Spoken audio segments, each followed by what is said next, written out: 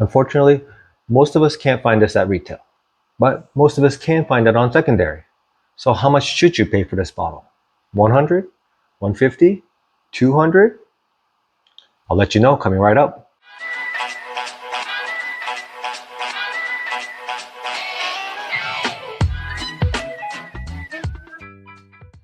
Welcome to Whiskey Mink. My name is David. And when Jack Daniel's released their 10-year-old batch 1 last year, it was their first age-stated release since the early 1900s, or when Jack Daniel's himself was in charge of the distillery. And Jack Daniel's have been killing lately. I mean, they released their bonded and triple mesh with good reviews, their single barrel series that everyone loves, their special releases that are impossible to get, and not any different, they're 10 and 12-year-olds. So some information on this bottle: about 300 barrels were produced, and out of the 10 years, 8 of them or so were spent on the top of the warehouse and 2 years or so on the bottom of the rickhouse. In some of the stats, it's 97 proof, its mash bill is 80% corn, 12% rye, and 8% malted barley, same as most of their whiskeys, and its retail price is $70. Good luck getting it at that. Full disclosure, I paid $120 for this, which is almost double retail, but I seen secondary at like $150, $200, or even $250. So even though I paid a lot, feels like I got a good deal, which I guess is a good thing. But you know what?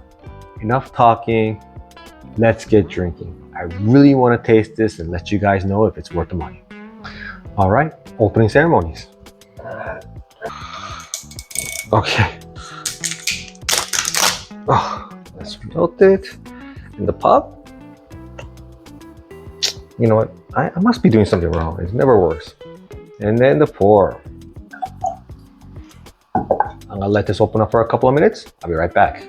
All right, I'm back. So before I fast forward through my experience to let you guys know the results faster, I'm gonna give you my first impressions. All right, the nose. Classic old Jack Daniel's. And the palate. Fire in the hole, guys.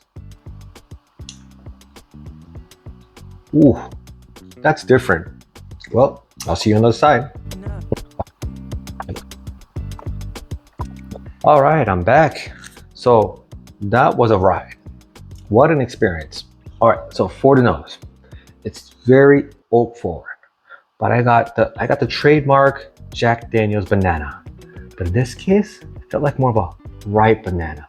So, you know, it's right before it turns brown, or you know, right when it turns brown a little bit. It felt like that type of aroma. And then I put like a citrus, an apple, but an apple that's been sliced and been sitting on the counter for 1 hour. So when it's freshly sliced, the apple gives that fresh, crisp aroma. But when it's been on the counter for an hour, or you leave it in the fridge in the Tupperware for a day, it loses a lot of the crispness, but you still get the apple. And that's what I get here. Yeah, very tamed apple. Interesting.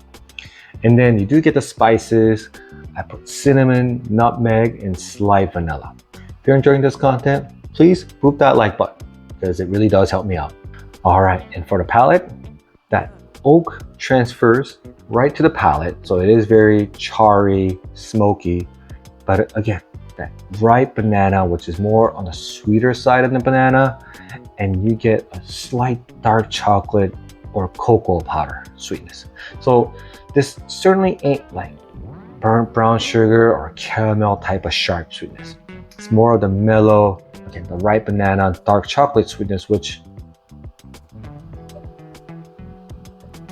you know, it's a very tame, relaxing palate. But just because it's tame doesn't mean it doesn't have the intense flavor. It really has a good concentration of flavor. It's really creamy, oily, so mouthfeel is fantastic. And again, you get a little bit of baking spices at the end to round it all out. So I'm gonna be honest, it drinks, at least the flavor wise, a lot higher than the 97 proof. If I had to take a guess, if I was blinding this, it'd be closer to 105, even 110, just because of the intensity of the flavor is there, but it's not as hot as, let's say, barrel proofs that's in the 120s and 130s. Jack Daniel's did a great job of finding that right proof in order to keep the intensity of the flavor, but bringing down the hotness or even the over oakiness they might have. And the finish, it's medium, slightly medium long, but I would say closer to medium. It has a peppery spice to it, so you can feel it a little bit on the way down, but you get that sweet oaky, that smoke, that barbecue smoke at the end. And it is,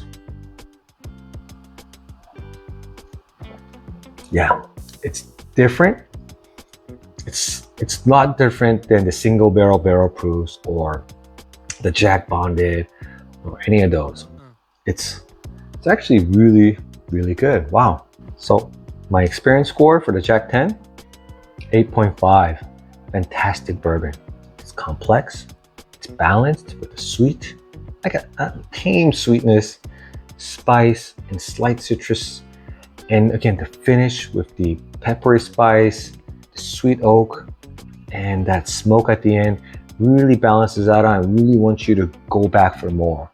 And again, even though the intensity of flavor feels like it's higher than 97, its drinkability is a lot lower than 97, as in it's really drinkable.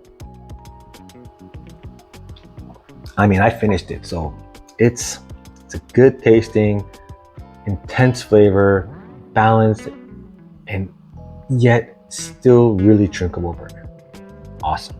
So allocation score wise, it's a 3. It's really hard to find. Very unfortunate because even at secondary prices, unless it's above 200, you don't see it shedding the shelves.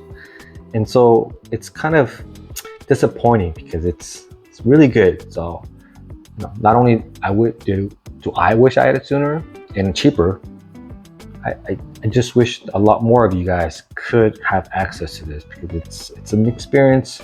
It's something that, it's a unique experience from Jack Daniel's. Like, if you're a Jack Daniel's fan, especially the single barrel proofs, this is something you should get. So for style points, 8.5. It's stylish. It has a Jack Daniel's iconic name. And with the 10-year-old age statement, it's the favorite in most bottle shares. When people come over, that's one of the first things they see, and a lot of people want to try it. So it makes me a little, have that swag in the shoulder, right? So it's gonna be on my top shelf right here. So 8.5. So with all that combined, what is the maximum secondary price I would pay for this? It'd be $100. So as I mentioned, I paid $120 for this. So I wasted $20 of my money. It's a fantastic bourbon at 10 years old, and it's a very unique Jack Daniel's that you don't get from their barrel proofs or from their bonded or any of the other ones that I've tasted. So I think it's worth about $100, especially for a Jack Daniel's fan or somebody who loves Jack Daniel's whiskeys. But it's proof, again, the flavor intensity is there and it's higher than the 97 proof. But just because it's higher than what I think at 97 proof doesn't mean it's really good or really intense or really, flavorful. I think if this came at 10 years old at, let's say 110, 115, 120 proof, I think then it will be worth the $120 or the $150. But right now, as is, the 100 is the max. All right, guys, thank you so much for watching. If you like this content, please watch my whiskey haul videos. I'll tell you what reviews I've done and what reviews are going to be coming up. Thank you again. See you next time.